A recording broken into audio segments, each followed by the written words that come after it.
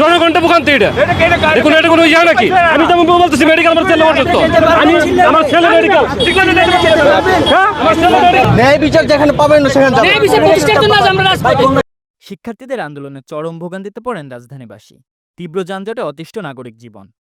রাজধানীর নতুন বাজার এলাকায় সড়ক অবরোধ করে আন্দোলন করেন ইউনাইটেড ইন্টারন্যাশনাল ইউনিভার্সিটির শিক্ষার্থীরা।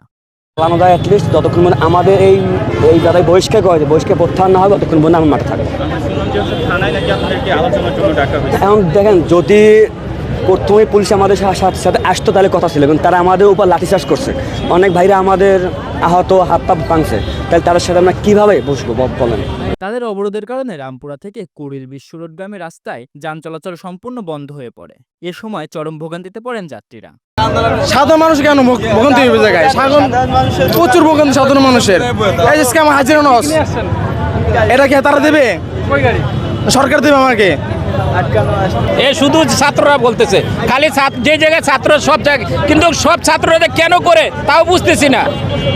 ছাত্ররা কেন বললে সেটাও আমরা বুঝতে পারতেছি না। কেন তাদের কি চাওয়া পাওয়া তারা সরকার চাইতে পারে, কিন্তু আমাদের যে পাবলিকের যে ভোগান্তিটা, এরকম ভোগান্তি হয় না, কখনো হয় না।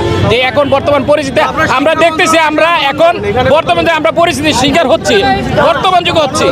এটা আমাদের অনুরোধ, উপদেষ্টার প্রতি একটা অনুরোধ, যাতে এই ভোগান্তিটা যেন আমরা না ভুগি। কারণ আমাদেরও ছেলেরা ছাত্র আছে, কিন্তু আমাদের ছেলেরা এরকম করে না, এরকম রাজনীতিতে যায় না।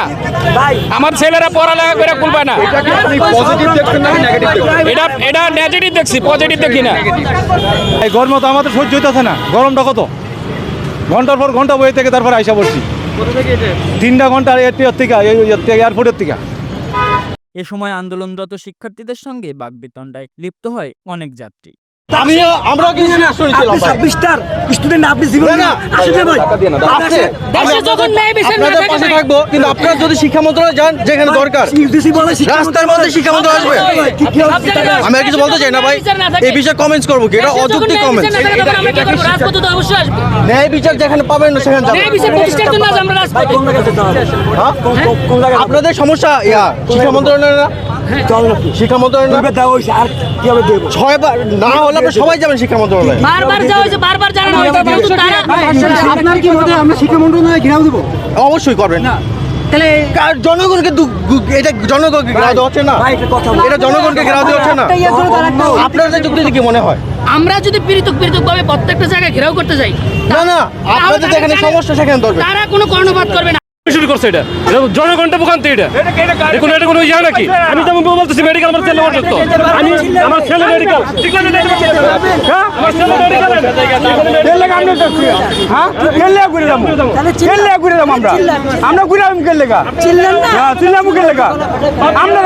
জনগণকে কষ্ট করেন, জনগণকে কষ্ট করেন খামাখা।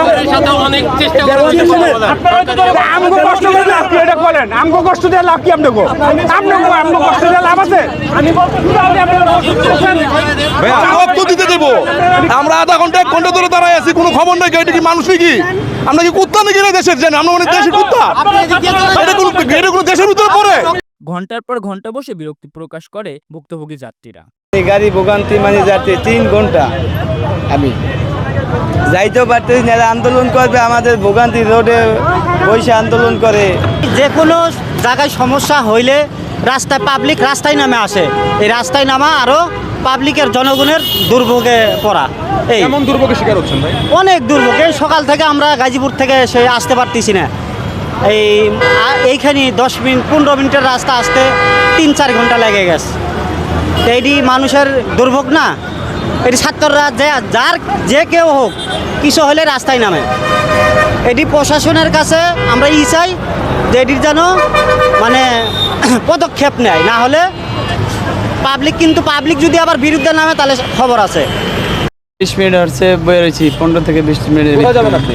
আমি যাব বাড্ডা। কোথা থেকে আসছেন? আমি আসছি বাড্ডার থেকে, আসছি খাবার লেয়া। এই যে 2 ঘন্টা হয়েছে পর আসলাম, 2 ঘন্টা দামে আসলাম। এই জিনিসটা আপনি কেমন দেখেন? কিছু থেকে কিছু হলেই এই সড়ক অবরোধ, এই অবরোধ। এইটা অন কি বলবো, এটা সবাই তো করে। এটা আমরা একা বললে না, সবাই তো বলে। এটা ওরা গ্যাঞ্জাম করতে আছে, একটা দাবি না মানতে তো ওরা করবে না। ওইটা কি করবে আর? আন্দোলনের কারণে তীব্র যানজটে অতিষ্ঠ নগরবাসী আবারও স্বাভাবিক জীবনে ফিরতে চায়। Sub-rule Shipon, Bangla flow, Dhaka.